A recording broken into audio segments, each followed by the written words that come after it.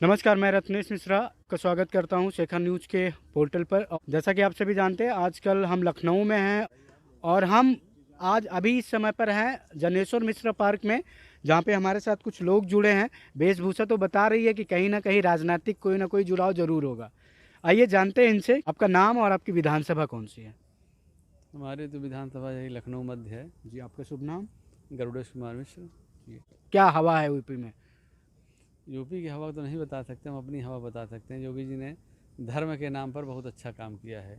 कट्टर हिंदुत्ववाद का उन्होंने बहुत सुंदर काम किया है, प्रशंसनीय और अस्तुतनीय है, अतुलनीय कार्य किया है। जी। ऐसा दृढ़ राजनेता अभी तक उत्तर प्रदेश को मिला नहीं है, इसके लिए उनको बड़ा साधुवाद है। नौकरियां नहीं मिली 5 सालों से युवाओं को। नौकरियां कभी किसी सरकार में नहीं मिली, हमेशा रोना रहा। जब से हम पैदा हुए हैं तब से हम देख रहे हैं बेरोजगारी बढ़ती जा रही है।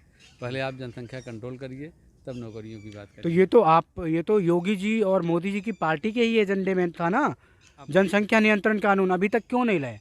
आप 7 सालों से केंद्र में हैं, 4 सालों से यहाँ प्रदेश में हैं। अब इससे अच्छा समय कैसे मिल सकता था योगी और मोदी जी को? ये तो सबसे परफेक्ट टाइम था लाने का, नहीं, ला रहे हैं और निश्चित चुनाव रूप से जीतने के लाएंगे। लिए। नहीं, चुनाव जीतने के लिए नहीं, देश के भले के लिए, देश के कल्याण के लिए, हम लोगों के कल्याण के लिए, अच्छा, साथ मुझे देने एक के चीज़ लिए। बताइए, एक चीज कल्याण वाला मामला, अभी जब कृषि कानून लागू किया गया जी। तब भी भाजपा के लोगों ने बताया दैट्स अ मास्टर स्ट्रोक। अभी जब वापस ले लिया तब भी कह रहे हैं मास्टर स्ट्रोक। मतलब हम 100 लगाएं तब भी मास्टर स्ट्रोक और 0 पे आउट हो जाए तब भी मास्टर स्ट्रोक। गजब का भाई मामला है। नहीं, कोई गजब का मामला नहीं है, ये आप लोगों की केवल सोच की बात है। विपक्षी पार्टियों ने जनता को गुमराह किया, और जो लोग जान रहे थे, जो वास्तविक किसान थे, एक भी किसान वहाँ पर धरना प्रदर्शन नहीं करने गया है। और जो फसलों का रेट किसानों को उचित मूल्य मतलब मिल रहा था, आपकी सरकार, मतलब किसान भी मोदी जी किसान किसानों के नहीं, फर्जी लोगों के सामने झुक गए और माफी मांग ली। इसका मतलब आपके नहीं। मतलब प्रधानमंत्री जी तो कमजोर पड़ गए ना फिर। नहीं, प्रधानमंत्री जी जनता को जागरूक करने के लिए, कि जिससे लोग जाने, जो जान रहे हैं, समझ रहे हैं, बोलते नहीं हैं। अन्याय का विरोध, गुंडे बहुत कम होते हैं, शरीफ लोग ज़्यादा होते हैं, लेकिन शरीफ लोग गुंडों का विरोध नहीं करते, इसलिए गुंडाई बढ़ती चली जाती है। तो आम जनता को जागरूक करने के लिए, शरीफों को भी गुंडा का विरोध करने के लिए, प्रतिरोध के लिए, जनता खड़ा करने के लिए मोदी जी ने अपना किसान बिल वापस लिया है। 94% किसानों को जो फायदा पहुंच रहा था 3 कृषि कानूनों से, जी। वो अब नहीं पहुंचेगा। मतलब आपने 6% लोगों के सामने 94% लोगों को बलि चढ़ा दिया। ये कौन सा शासन का न्याय है? नहीं, बलि नहीं चढ़ाया है। नहीं, बली ही हुई, नहीं, बिल्कुल बली हुई। ना ना, क्योंकि बिल्कुल क्योंकि बलि नहीं जब तक, चढ़ाया। सुने, कृषि कोई कानून 94, वापस लिए जाने नहीं, तक भारतीय जनता पार्टी के लोग तो यही कहते थे ना कि 94% लोगों को फायदा देखिए, पहुंचेगा। भारतीय मतलब जनता आपने छह पार्टी से हमारा प्रतिशत कोई क्या? संबंध नहीं, नहीं, कोई मैं लेना देना नहीं है। नहीं, मैं भारतीय जनता पार्टी के लोग ही कहेंगे ना। कानून उन्हीं की सरकार लेके आई है। अब सपा वाले और कांग्रेस वाले तो इसके विरोध में ही रहेंगे।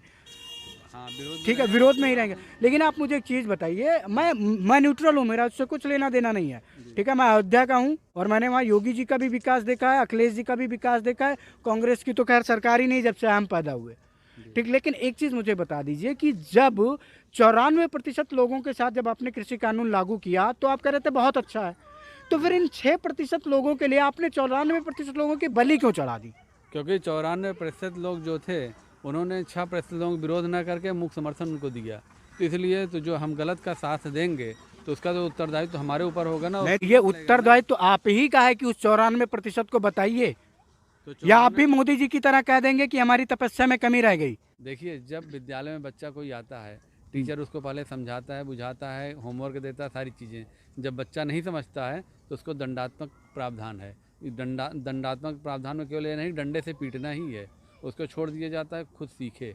बच्चे को हमने बार बार कहा कि आग में हाथ मत डालो, हाथ जल जाएगा, बच्चा नहीं मानेगा। आप बार बार कहते हैं एक बार डाल देने दीजिए। एक बार डाल देने दीजिए, जब हाथ जल जाएगा मरहम पट्टी करके हम उसको ठीक कर देंगे। आपकी भैया विधानसभा यही है या कहीं और से है? यही है। तो क्या कहते हैं आप भी? ये सब कुछ रहा जैसा इन्होंने कहा, ये हमारे गुरु जी हैं। जी ठीक जी। है। बीजेपी का सब कुछ रहा, योगी जी ने अपराध कम किया। ठीक है, फर्जी इनकाउंटर करके। केवल केवल ब्राह्मणों का ही अपराध कम किया गया बस? मैं आपको आज से 50 अपराधियों का नाम बता सकता हूं जो विशेष जाति के हैं और उनके ऊपर ब्राह्मण अपराधियों से ज़्यादा मुकदमे दर्ज हैं, उनका तो इनकाउंटर नहीं किया गया। मैं बता रहा हूँ, आप बता रहे 6/1/2021 को एक कठौता चौराहे पे अजीत सिंह ब्लॉक प्रमुख की हत्या हुई। जी। ठीक, उस मामले में क्या हुआ आपको जानकारी है? जो कि पूर्व सांसद कुख्यात अपराधी धनंजय सिंह जी ठीक है। जी 25,000 का इनाम घोषित किया पुलिस ने, प्लस भगोड़ा घोषित किया। और यही सरकार उसको पूरा खुला छूट दे रही है। जौनपुर में देखिए घूम रहा है और सरकार कुछ नहीं कर रही है। इस वजह से हम इस सरकार से नाखुश हैं। मतलब योगी जी की सरकार से। हाँ एकदम ना।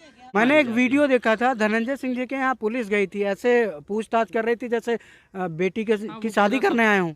सपोर्ट दे रही है सरकार उनको। अब उनके ऊपर क्या ऐसा दबाव पड़ा है कि धनंजय सिंह को उन्होंने इतना छूट दिया है। मतलब आप भी मानते हैं कि योगी जी अपराधियों के आगे मजबूर हो गए? हाँ एकदम हो गया, मैं मान रहा हूँ। मतलब इनमें और अखिलेश जी में फिर कोई अंतर नहीं कोई रहेगा? अंतर नहीं रहा भाई, आपके सामने है। आप रिकॉर्ड उठा के चले जाइए विभूति खंड थाने में, जो कि ये घटना घटी विभूति खंड थाने में अजीत सिंह की, और उस केस को ट्रांसफर कर दिया जाता है गाजीपुर थाने पे। तो हम क्या समझें? जी क्या आप बताइए। मतलब अपराधियों के आगे योगी जी झुक गए, तो हाँ, इस बार आप योगी जी के साथ नहीं जा रहे? हम नहीं जा रहे हैं भाई, एकदम नहीं जा रहा। ठीक है, आप क्या कहते हैं भैया? जी धीरज शर्मा, जी विधानसभा हमारी सोनीनगर पड़ती है।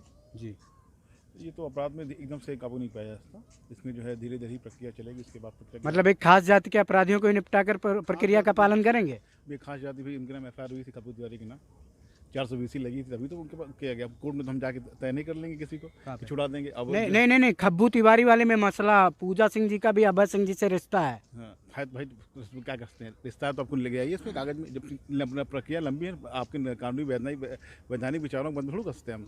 अब भाई कानूनी मामला चल रहा है, उसको दिखा जाएगा सीरीज में। नहीं उसमें तो देखिए, चूंकि मैं अवध विश्वविद्यालय का छात्र रहा हूँ, जिस समय का मामला बताया जाता है विश्वविद्यालय का वो प्रावधान था, उसके तहत उन्होंने किया था। जी जी तो फिर वो तो मैं तो मानता हूँ कि फर्जी मुकदमा है। नहीं फर्जी मुकदमा पर है, पर ये तो है तो कोर्ट में विचाराधीन है ना। हम तो कर देंगे उसको कि हमने लगाया, कि हमने इसको मुकदमा पहले लगा हुआ था।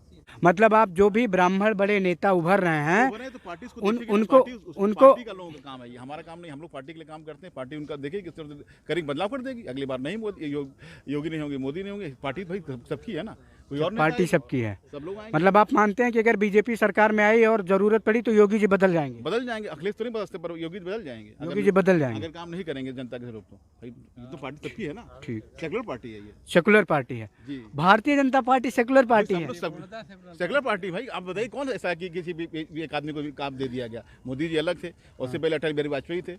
ऐसा तो है नहीं कि एक आदमी। कौन अत्याचार हो रहा है? नहीं, आप आंतरिक लोकतंत्र की बात कह सकते हैं, आप उसे सेकुलरिज्म नहीं बोल सकते। आप कह सकते हैं कि पार्टी में आंतरिक लोकतंत्र सबको है। मौका मिला। देखिए इसी में आपकी कल्याण सिंह भी आए थे, इसी में राजनाथ सिंह भी आए, इसमें आपके काफी ब्राह्मण नेता भी रहे, काफी लोगों को मौका मिला। और उसमें तो सपा में तो मामला लगता है बहुत कम लोगों को मौका मिला होगा। एक ही पता, मुलायम सिंह या अखिलेश, और सिपत आपका भैया क्या रहा है? योगेंद्र सिंह, मेरी विधानसभा है और फिलहाल तो मेरे लिए सबसे अच्छा है यही सरकार, क्योंकि जो मुस्लिम पे कंट्रोल है, ठीक है, इसलिए मैं सबसे अच्छा इसी को मानता हूँ।